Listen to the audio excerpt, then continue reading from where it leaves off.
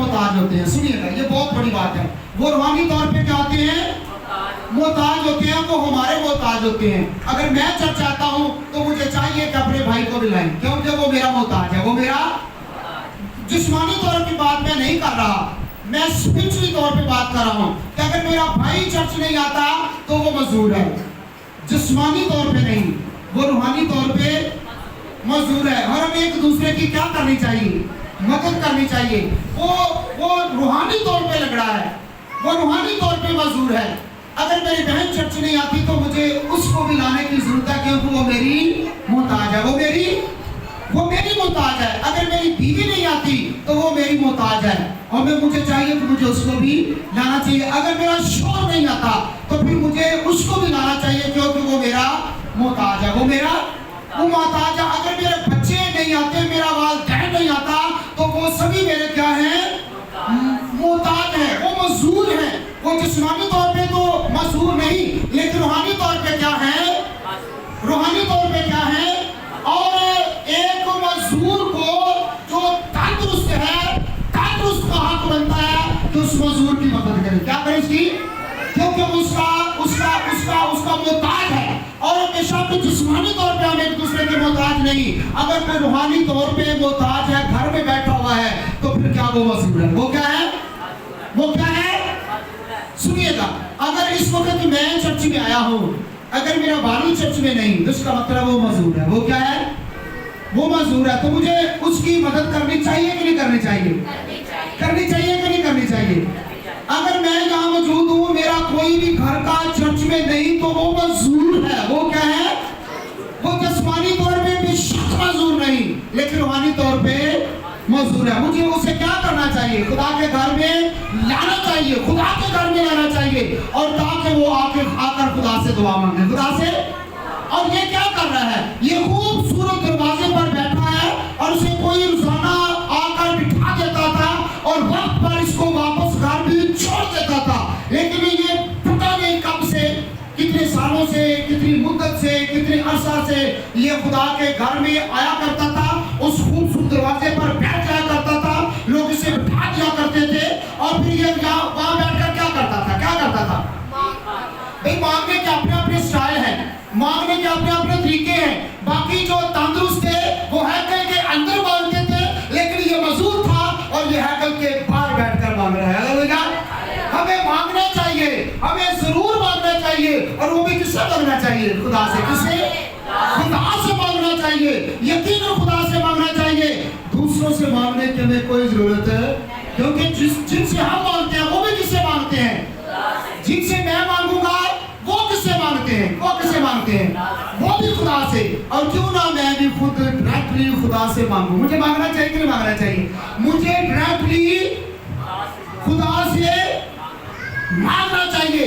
और ये मजदूर था, इसलिए ये हैकल के बाहर दरवाजे पर बैठकर मांग रहा था, और जो दूसरे लोग थे वो हैकल के अंदर आकर मांग रहे थे। और दोनों किससे मांग रहे थे? किससे? और ये जो मजदूर था, ये जो लंगड़ा था, ये भी उनसे मांग रहा था जो हैकल में आते और हैकल से वापस जाते थे, उनसे मांगता था। ये आम रूटीन वाले बाजारों, गलियों, कुचों, घरों, दफ्तरों और कारखानों में जाकर नहीं मांगता था, ये खुदा से मांगता था, उसके लोगों से मांगता था। और इसका मांगने का नतीजा क्या निकला? खुदा के लोगों से मांगने का नतीजा क्या निकला? एक दिन ऐसा आया, सुनिएगा, एक दिन ऐसा आया कि दो खुदा के बंदे, दो यीशु मसीह के रसूल, दो यीशु मसीह के शागिर्द, उनके नाम पर क्या लिखे हैं? पतरस और यूहन्ना। और वो तीसरे पैर, कौन से पैर? तीसरे पैर जो है वो हैकल में क्या करने के लिए आ रहे थे? दुआ करने के लिए आ रहे थे।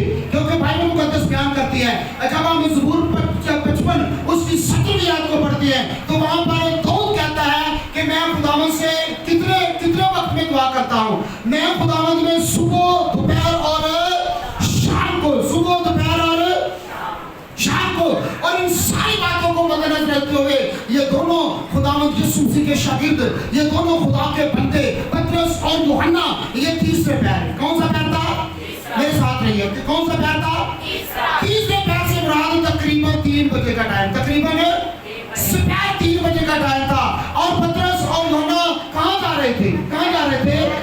हैकल में। कहाँ जा रहे थे? सभी बोले कहाँ जा रहे थे? तो क्या करने के लिए जा रहे थे?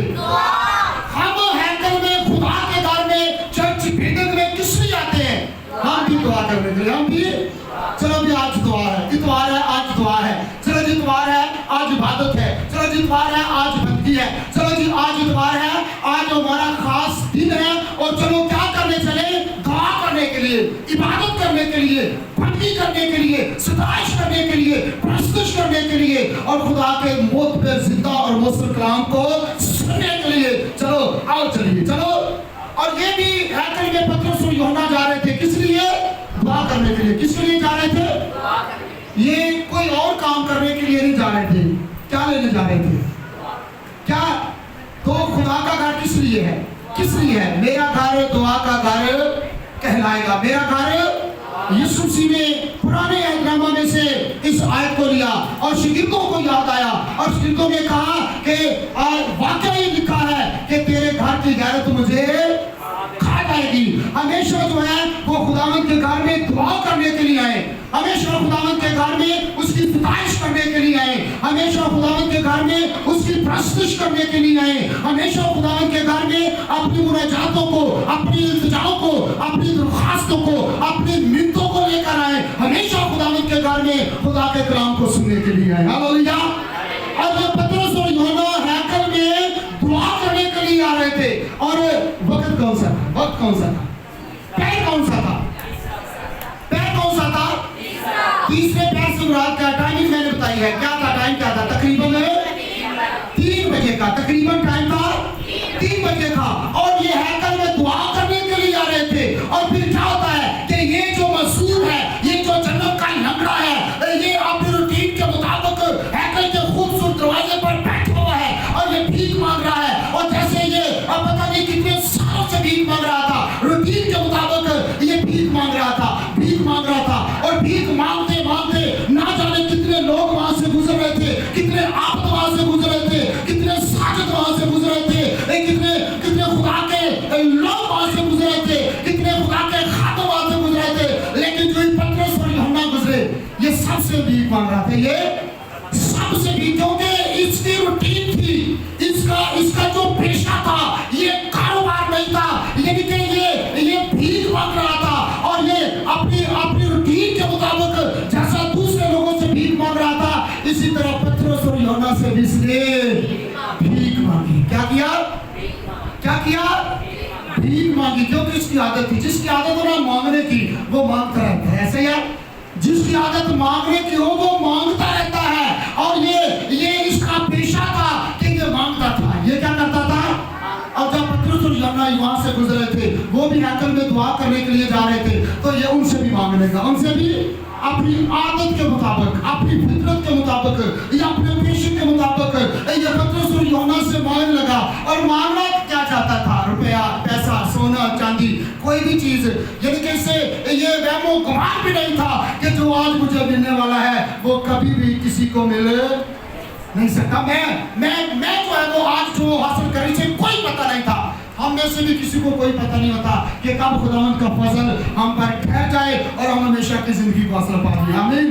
हम रूहानी मजदूरी से जो है वो निजात हासिल कर जाएं, हम जन्नत को हासिल कर लें, हम दोज़ख से छुटकारा हासिल कर लें और खुदा के बादशाही के वारिस बन जाएं। इसे कोई इल्म नहीं था। इसे कोई इल्म नहीं था।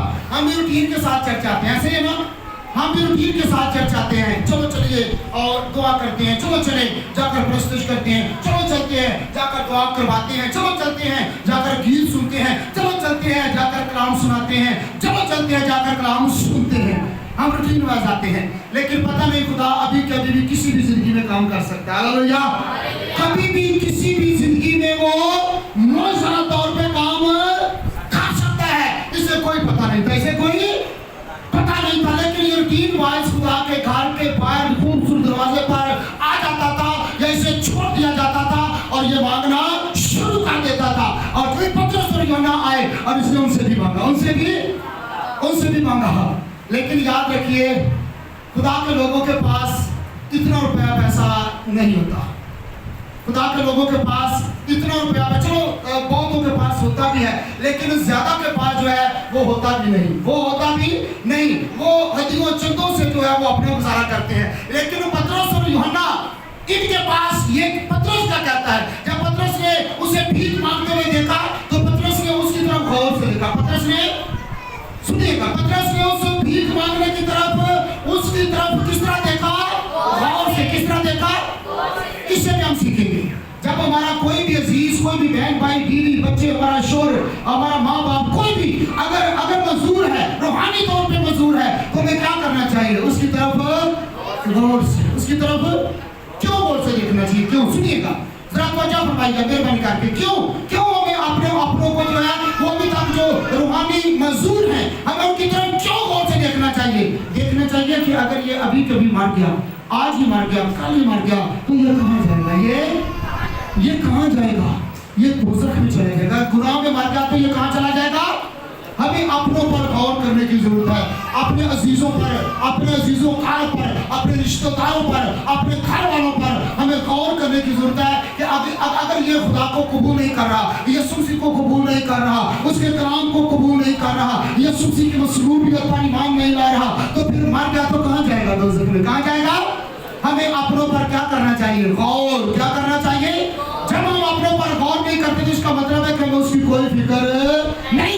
जब हम गौर करते हैं तो इसका मतलब है कि हमें अपनों की फिक्र है, हमें अपनों की फिक्र है।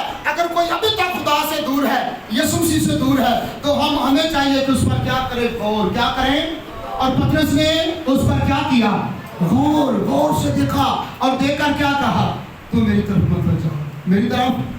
अगर हमारा कोई बहन भाई, बीवी बच्चे वगैरह कोई भी हमारे घर का या बाहर का अगर हमारे रिश्तेदारों में से भी है, तो हमें फिर क्या करना चाहिए, पहले उस पर गौर करनी चाहिए, फिर उसे कहना चाहिए अब तू मेरी तरफ मत जाओ, अब तू मैं तुझे सिखाऊं, मैं तुझे यीशु के बारे में सिखाऊं, मैं तुझे खुदा बाप के बारे में सिखाऊं, मैं तुझे उस मामले के बारे में सिखाऊं, उस मामले के बारे में सिखाऊं कि यीशु मसीह आसमान को छोड़कर क्यों आ गया। मैं तुझे सिखाऊं कि तू गुनहगार है, तू जन्म से गुनहगार है, तू अपनी माँ के पेट ही से गुनहगार है। जैसे कि ज़बूर 51 की 5 आयत ज़बूर बयान करता है, दाऊद नबी बयान करता है कि देख मैंने बदी ने सूरत पकड़ी और मैं गुनाह की हालत में माँ के पेट में पड़ा। मुझे उस पर गौर करने की जरूरत है, अपने बहन भाइयों पर, अपने वालिदैन पर, अपनी बीवी बच्चों पर, अपने शौहर पर मुझे गौर करने की जरूरत है कि देख तूने गुनाह में जन्म लिया है, तू गुनाह में पैदा हुआ है और अब तुझे निजात की जरूरत है, अब तुझे कलाम की जरूरत है, अब तुझे खुदा की बादशाही की जरूरत है, अब तुझे चाहिए कि तू हक हासिल करे, कि यीशु मसीह को कबूल करे और खुदा का फर्जंद बन जाए। हालेलुया। और इस दोज़ख से निकल कर कहाँ चला जाए, जन्नत में। कहाँ चला जाए, देख तू मेरी तरफ मत जाओ। और पतरस ने उस मजदूर से कहा, लगने से कहा अब तू मेरी तरफ मुतवज्जा हो। और जब वो उसकी तरफ मुतवज्जा हुआ तो पतरस ने क्या कहा, सुनिए पतरस ने क्या कहा, सोना चांदी तो मेरे पास, कितनी अच्छी बात है, सोना चांदी तो मेरे पास है नहीं, यानी कि ना मेरे पास सोना है ना मेरे पास चांदी है, तो मेरे पास है क्या, मेरे पास। पहले तो वो बड़ी गौर से लग रहा देखने लगा होगा, वो मजदूर बड़ी गौर से लग रहा कि मेरी तरफ बचा हो, तो लग रहा वाह मेरी जेबा शेबा मेरे छोड़े छोड़े भरे जाएंगे, पता नहीं किन्ने को मैंने सिक्के दे चढ़ेगा, पता नहीं किन्ने को मैंने मारदार कर चढ़ेगा। लेकिन उसने तो क्या की, लेकिन पतरस ने क्या कहा, पतरस ने कहा मेरे पास सोना चांदी तो है नहीं, तो लग रहा क्या लगा है, पता नहीं मेरा मजाक करते हैं, पता नहीं मेरे बड़ा बड़ा एक ठाल दौड़ा चल रहा है। लेकिन अभी बात सुनिएगा, पहले उसने कहा मत जाओ और वो गौर से देखने लगा होगा, फिर उसने कहा मेरे पास सोना चांदी है नहीं, और फिर वो जो है वो जो है वो बड़ा परेशान हुआ होगा, अब मैं क्या करूं, मैं तो बड़ी गौर से देख रहा था, लेकिन इसने यकदम जवाब दे दिया कि मेरे पास सोना चांदी तो है नहीं। वो यकदम जो है वो मायूस हो गया होगा, वो नाउम्मीद हो गया होगा कि अब मुझे इससे कुछ भी मिलने वाला नहीं। लेकिन तीसरी बात क्या हुई, यीशु मसीह के नाम से पतरस ने कहा कि मेरे पास ना सोना है ना चांदी है, कुछ भी नहीं कि मैं तुझे माल दौलत से मामूर कर दूं, लेकिन जो कुछ मेरे पास है वो मैं तुझे जरूर दूंगा। हालेलुया, वो मैं तुझे जरूर दूंगा। पतरस के पास क्या था, पतरस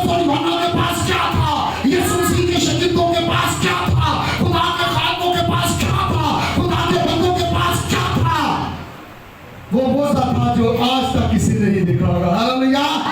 और पतरस ने क्या कहा कि मैं तुझे यीशु मसीह नासरी के नाम से हुक्म देता हूं कि अभी और इसी वक्त चल और फिर और इसे कहते हैं खुदा के कलाम के वसीले से मूसा कोई पतरस ने कलाम किया। पतरस ने कहा कि मैं तुझे हुक्म देता हूं कि तू यीशु मसीह नासरी के नाम से चल फिर। और वो लग रहा उसी वक्त अपने कदमों पर उठने की कोशिश करता रहा। और जो ही वो कोशिश करने लगा तो पतरस ने उसे सपोर्ट किया। Thank you. पतरस ने उसे सपोर्ट किया। पतरस ने उसे वो लग रहा आज तक अपनी मां से जब से उसने जन्म लिया था वो नहीं उठ पाया। वो खुद से अपनी टांगों पर नहीं उठ पा रहा था, लेकिन आज जब उसे मौका मिला और वो उठना चाहता था लेकिन वो शर्मा रहा होगा। उसके टुकड़ों में, उसकी टांगों में, उसके घुटनों में इतनी ताकत नहीं थी क्योंकि उसकी राशि नहीं थी, उसकी न्यासत नहीं थी। इसलिए हो सकता है कि वो मायूस होता होगा, नाउमीद होता होगा कि पता नहीं मैं उठ पाऊंगा या नहीं। तो फिर पतरस ने क्या किया? उसे सपोर्ट किया। क्या किया? उसे क्या किया? उसे सपोर्ट किया, उसे पकड़ा। और जो ही पतरस ने पकड़ा तो वो उसी वक्त अपने टुकड़ों पर उठकर खड़ा हो गया। और फिर खड़ा ही नहीं हुआ, वो उछलने और जो आज तक जो है वो उठ नहीं सकता था, अब उठे तो क्या करने लगा है? वो क्या करने लगा है? जंपिंग। वो उछलना और कूदना शुरू हो गया है। इस तरह से देखिए, इस तरह से ऐसे ना जब खुशी होती है इस तरह कूदना होता है, इस तरह उछलना होता है, ये खुशी का इजहार। और अब उस मजदूर में, उस झगड़े में उसकी खुशी की कोई बात ना रही। जब उसने देखा कि मेरे टखने जो है वो मजबूत हो चुके हैं, मेरे घुटने जो है ये आप वो वजन उठा रहे हैं और मेरी टांगें जो है ये मजबूत हो चुकी हैं, तो उसी वक्त उसने क्या किया? उठने के साथ साथ उसने उछलना और कूदना शुरू कर दिया। और उसके बाद तमजीद करता हुआ खुदा के घर में चला गया। Hallelujah, hallelujah. कहां चला गया? जब उसने शिफा पा ली, उसने मौजे को हासिल कर लिया, तो फिर कहां चला गया? कहां चला गया? कहां चला गया? उछलता और कूदता हुआ। मैं समझता हूं कि नाचता और गाता होगा। हालेलुया। वो कैसे खुदा के घर में चला गया? उछलता, कूदता, नाचता। और वो अपने घर में ही गया, वो अपने घर में ही गया। और अभी तक वो उसके जो खुदा के लोग पतरस और यूहन्ना वो उसके साथ हैं और उसके साथ हैं। और फिर जरा मेहरबानी करके दोनों जरा खड़े हो जाए, मेहरबानी करके। फर्ज करें एक पतरस है और एक यूहन्ना, एक पतरस और एक, और मैं दरमियान में मजदूर था, मैं दरमियान में मजदूर था। अब जाके इन दोनों ने यीशु मसीह के नाम से मेरे इस नगड़ेपन को, मेरी मजदूरी को खत्म कर दिया।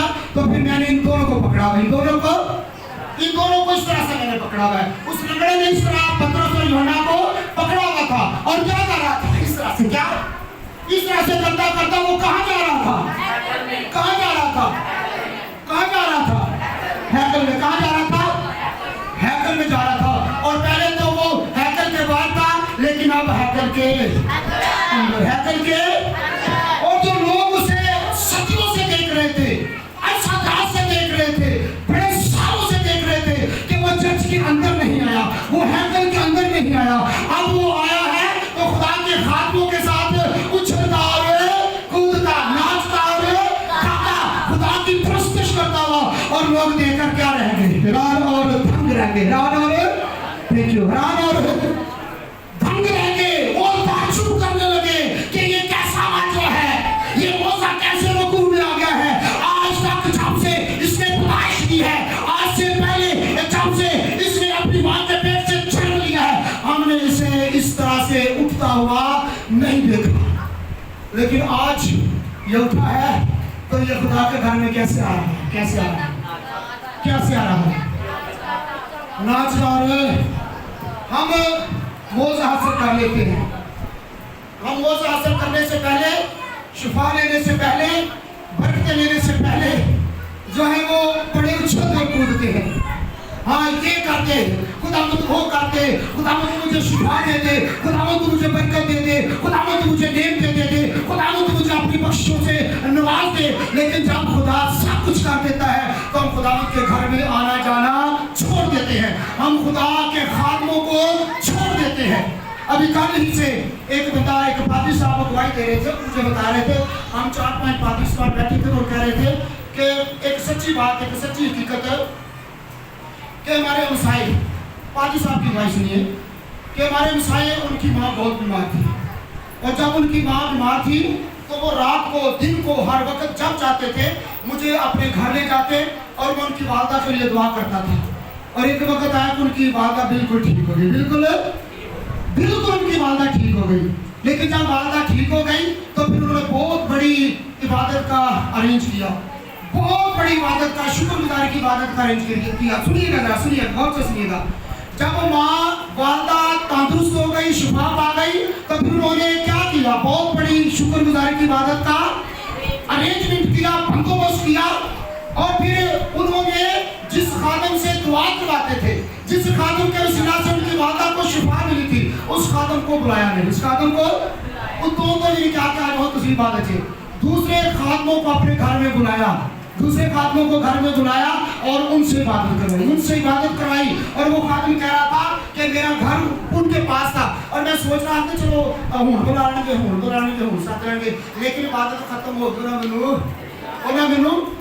जब वो कहता था कि ढोलक की और साजों की आवाज मेरे कानों में गूंजी तो मैं कहता खुदा तेरा शुक्र है, किवें दे लोग ने, किवें दे जी ने, जदों ने घर बीमारी से ते मैनू बार-बार फोन करदे सी, राती भी मैनू सद कर आ जांदे सन, जदों कि हुण शुक्रगुजारी की बारी आई है तेरा दूसरे को बुला। ऐसा ही है ना? क्या हमें ऐसा करना चाहिए? नहीं। ऐसा करना चाहिए? नहीं।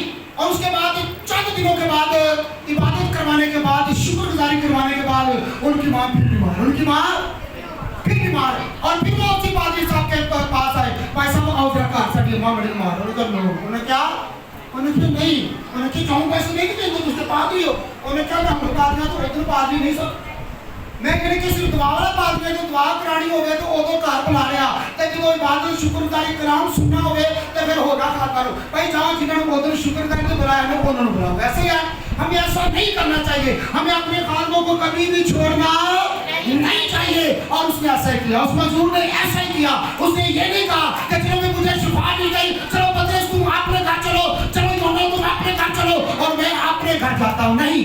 उन्होंने यानी कि उस मजदूर ने दोनों खादमों को पकड़ा, उनको पकड़ा और उनके साथ साथ उछलता कूदता हुआ कहाँ चला गया, खुदा के घर में, और जाकर क्या करने लगा, खुदा की तमजीद, क्या करने लगा, खुदा की तमजीद। और देखने वाले क्या रह गए, धंग, क्या रह गए, धंग, क्या रह गए भाई, धंग रह गए, धंग रह गए, देखने वाले धंग रह गए। और इसी तरह से वो मजदूर कब से था, वो मजदूर, हम फिर वापस आते हैं, वो कब से मजदूर था, इमाम तीसरे बाप का जो लंगड़ा था वो कब से मजदूर था, सुनिए बोले कब से मजदूर था, कब से लंगड़ा था, बताओ बेटा, सभी बोले ना, कब से लंगड़ा था, कब से, जन्म से। उसका तो किसी हादसे की वजह से जो है वो टांग का मसला नहीं हुआ था, किसी एक्सीडेंट की वजह से उसकी टांग का मसला नहीं हुआ था, मजदूर नहीं हुआ था, बल्कि वो कब से मजदूर था, अपनी माँ के पेट से, अपनी माँ के पेट से। और हम कब से गुनहगार हैं, बताइए हम कब से गुनहगार हैं, अभी भी नहीं बोल रहे, कब से गुनहगार हैं, जो नहीं बोल रहे इसका मतलब है कि वो अपने आप को गुनहगार तस्लीम कर ही नहीं रहे।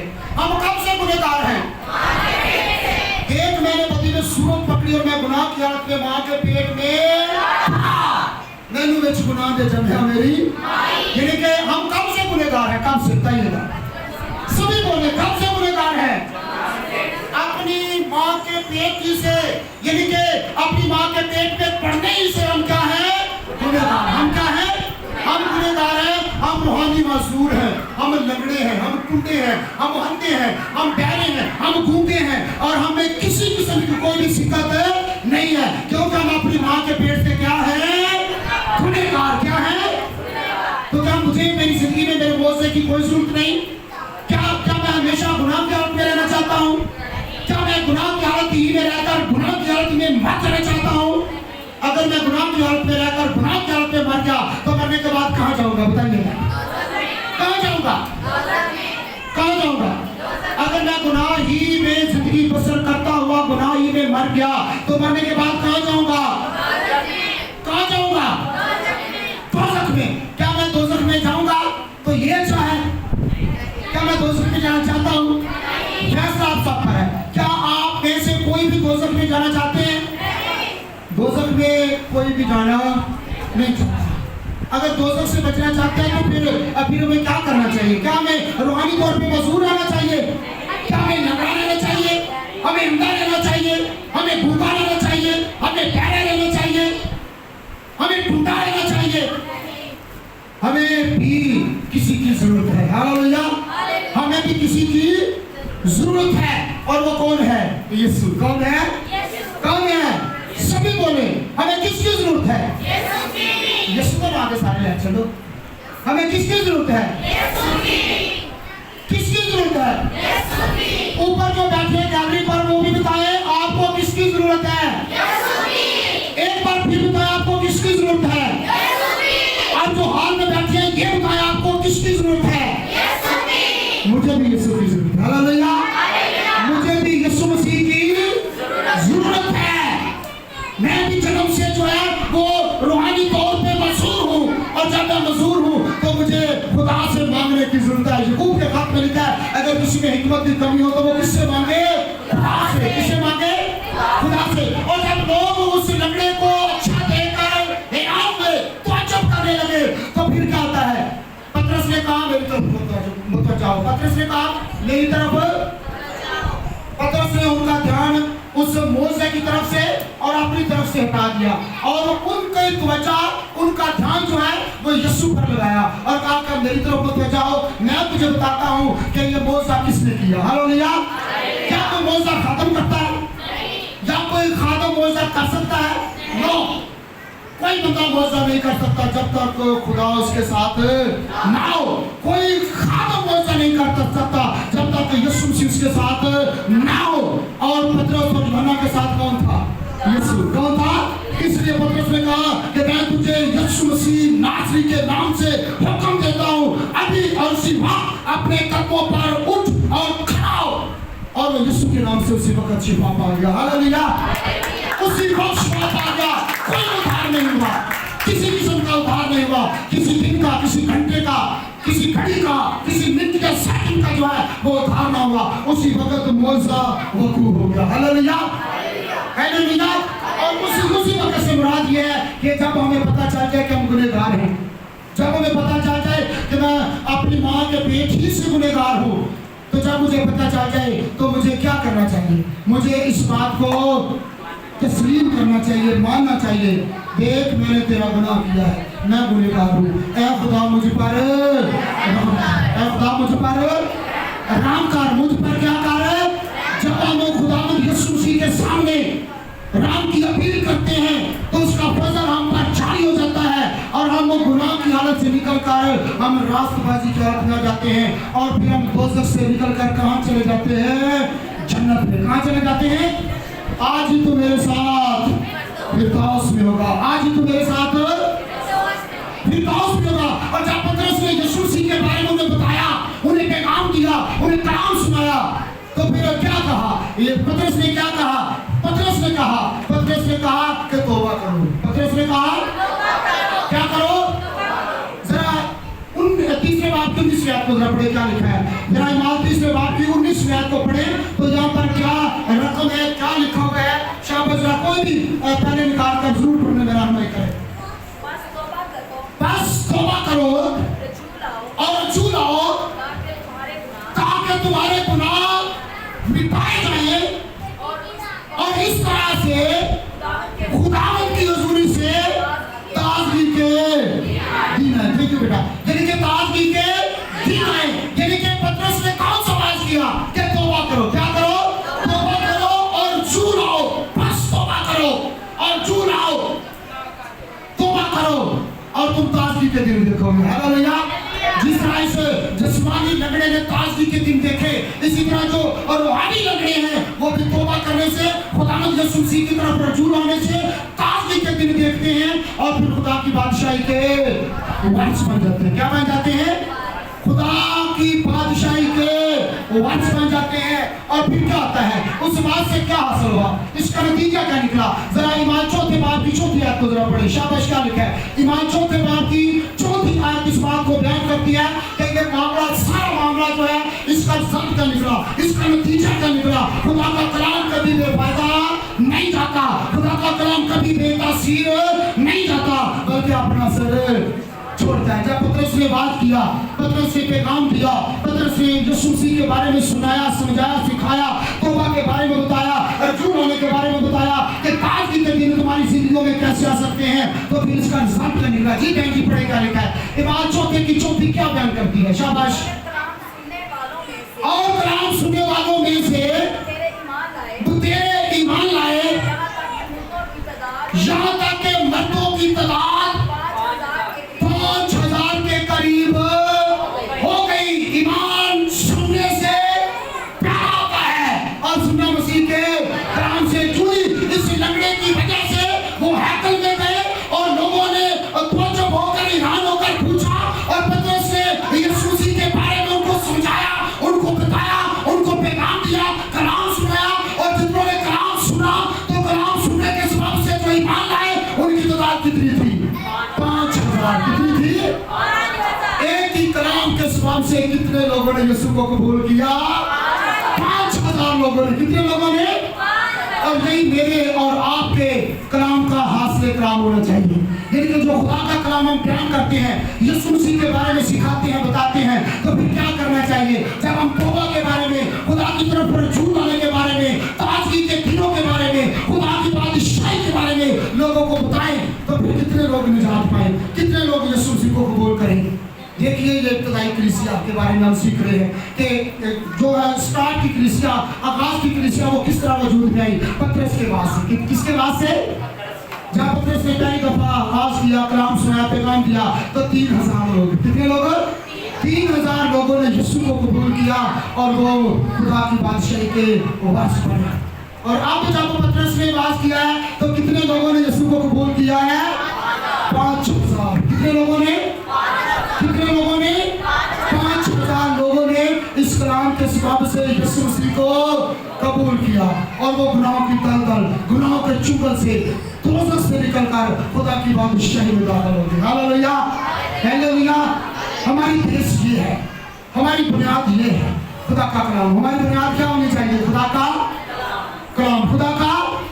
देखिए खुदा ने 5,000 लोगों को जीतने के लिए इस्तेमाल किसको किया? लंगड़े को। किसको किया? एक को इस्तेमाल किया, एक को इस्तेमाल किया। आज भी खुदा मुझे आपके लिए इस्तेमाल करना चाहता है। आप में से किसी को भी एक दूसरे के लिए इस्तेमाल करना चाहता है। मुबश्शिर इसहाक साहब को इस्तेमाल करना चाहता है, मुबश्शिर इब्राहिम साहब को इस्तेमाल करना चाहता है, ऐदल शाह साहब को इस्तेमाल करना चाहता है। आप में से किसी को भी खुदा एक को भी इस्तेमाल करना चाहता है, तो उसके वसीला से बहुत सी रूहें जो है वो बच गए और खुदा की बादशाही में दाखिल हो गई। हालेलुया। सिर्फ ये हमने करना है कि पहले हमने कोशिश करनी है, हमने यीशु मसीह को कबूल करना है और एक दूसरे पर गौर करना है। पतरस ने उस मजदूर पर गौर से देखा, उसकी तरफ गौर से देखा और उसे कहा मेरी तरफ मत हो जाओ। हम भी देखें अपने आस पड़ोस, अपने घर भाइयों में, अपनी बीवी बच्चों में, अपने घर में, रिश्तेदार में अगर कोई रूहानी मजदूर है तो हमें उस पर गौर करने की जरूरत है। हमें उस पर कि कहीं ये मरने के बाद दोज़ख में ना चला जाए, ये मरने के बाद आग की झील में ना चला जाए। जहाँ थोड़ी सी गर्मी हमसे बर्दाश्त नहीं होती, तो आग की झील में क्या हम रह सकेंगे? अगर आग की झील से बचना है तो फिर खुद भी बचे और दूसरों को भी बचाएं। हालेलुया। ये मेरी और आपकी जिम्मेदारी है, मेरी और आपकी ये जिम्मेदारी है कि हम एक दूसरे पर गौर करें और उसको अपनी तरफ मुतवज्जा करें। कहीं मेरी बहन, मेरे भाई, मेरी बीवी, मेरे शोहर, मेरे बेटे, मेरी बेटी, मेरे वालिद, मेरी वालदा, देख मैं तुझ पर गौर कर रहा हूँ, तेरे काम ठीक नहीं, तू गुनाह में जिंदगी बसर कर रहा है, तू गुनाह में जिंदगी बसर कर रही है। अब तुझे यीशु की जरूरत है। हालेलुया। अब तुझे किसकी जरूरत है? यीशु की जरूरत है। आज मैं तुझे यीशु के पास लेकर चलता हूँ। Hallelujah, hallelujah. और हमें एक दूसरे को बचाने का यही जो है सिलसिला जारी रखना चाहिए। आमीन। एक आखिरी मैं आपको गवाही बताना चाहता हूँ। एक खातम है और वो कहते हैं, वो अपनी गवाही देते हैं कि मैं कभी चर्च नहीं जाता। सुनिएगा, मैं कभी चर्च, और मेरा भाई जाता था, मेरा भाई जब भी चर्च जाता था तो वो मुझे दावत देता है, चलो भाई चर्च चले, चलो भाई चर्च चले। तो वो कहते हैं, वो पादी साहब कहते हैं कि मैंने अपने भाई से कहना कि नहीं ना यार तू चल चर्च के काम है, चल तो आदमी छुट्टी है घर जाके थे घर रह के तो 100 काम ने और कर लेने, देख टीवी फिर देश और फिर नेट वगैरह सब कुछ घर से होता है, चर्च जाने की जरूरत है। वो खादिम कहते हैं कि मैं चर्च नहीं जाता, चर्च घर में बैठकर वक्त पास करता था। और वो खादिम कहते हैं कि एक दिन मेरे भाई ने मुझे कहा कि चल चलिए, चल चले। और मैंने कहा चल यार आज चर्च जाते फिर तेरे चर्च में की बात है। कहता मैं बड़े गुरूर के साथ बड़े तकब्बुर के साथ चर्च जा, मैं अंत जाके जुटी ला अंत जाके बाहर लोगों का बैग लेने आवा। कहता प्रस्तुत हुई मैं सुनी दवाओं ना मैं सुनिया, मैं बिटर के देखा सारे लोग प्रस्तुत कर देगा तो वाकई सही था। कहता जो ही खुदा का खादिम मसले पर खड़ा हुआ और उसने खुदा के कलाम को बयान किया, और जब खुदा का कलाम बयान हो रहा था मेरे दिल को छू रहा था। और उसने कहा कि जब कलाम एंड होने वाला था तो मैं रो पड़ा। हालेलुया। मैंने रोते रोते खुदा के कलाम को कबूल किया और मैंने कहा कि मैं वाकई ही गुनहगार हूँ और मैं अपने गुनाह का इकरार करता हूँ। और आज वो 65 से 70 मुल्कों में खुदा के कलाम की मुनादी कर रहा है। Hallelujah, hallelujah, hallelujah. हमें अपने घर में एक दूसरे की मजाक ना समझें, इसे इग्नोर ना करें, मेरे बनकर इसे इग्नोर ना करें। अगर मेरी बीवी, मेरे बच्चे, मेरा शोर, मेरा माँ बाप, मेरे बहन भाई अभी तक गुनाह की दलदल में फंसे हैं तो उसकी तरह जो है उस भाई की तरह कोशिश जारी रखें। भाई चल, बहन चल, मेरी बीवी चल, बीवी का जो भी नाम है उसका नाम ले, चल। अपने बच्चों को चर्च लेकर चलो, काम से बीवी नहीं आती, बच्चों को तो लेकर, बीवी से तो आप डरते होंगे लेकिन बच्चों से तो नहीं डरते। और ये भेद है हमारी, हम एक दूसरे को बचाएं, ये हमारी जिम्मेदारी है। बाइबल मुकद्दस में जो है यूदा के खात में लिखा हुआ है कि झपट कर बचाना है। एक दूसरे को कैसे बचाना है? आग में झपट कर बचाना है। किसी को बचाना आसान नहीं होता लेकिन बचाना है, लेकिन बचाना है। Hallelujah, hallelujah, hallelujah. वो मेरी बीवी सामने बैठी है और मैं ऐसे कहा करता था कि तौबा कर ले तो बपतिस्मा ले। मैं भी नहीं छकिया, कहना मैं भी नहीं छकिया। मैं जो कहना तू तौबा कर ले, नहीं असि तौबा की है छोटे होंगे, बपतिस्मा भी छोटे होंगे, चलो ठीक है। और जब बहन नाज़िया और बहन नसीम और रोज़ हम बैठकर कलाम सुना करते थे तो मेरी बीवी भी हमारे पास बैठी हुआ करती, वो भी कलाम सुन रही थी। और जब उसके कलाम को सुना और खुदा के कलाम ने उसको टच किया, और जिस दिन हम इन बहनों को बपतिस्मा देने के लिए जा रहे थे तो मैंने देखा कि मेरी बीवी ने भी अपने कपड़े शॉपर में डाले। मैं कहा तू किधर? क्योंकि बपतिस्मा है। हालेलुया। हालेलुया। हमें बचाना है एक दूसरे को। मुझे अपनी बीवी को बचाना है, मैंने बचा लिया। मुझे अपने शौहर को बचाना है, अपने अपने शौहर पर गौर करें, अपने शौहर पर गौर करें, अपनी बीवी पर गौर करें, अपने बहन भाइयों पर गौर करें, अपने बच्चों पर गौर करें। ये किस हालत में जिंदगी बसर कर रहे हैं? अगर गुनाह की हालत में है तो उन्हें बचाना है। उन्हें क्या करना है? बचाना है। आइए ये मेरी और आप सबकी जिम्मेदारी है। खुदा आप सबको कसरत की बरकत दे। इस कलाम की बरकत दे।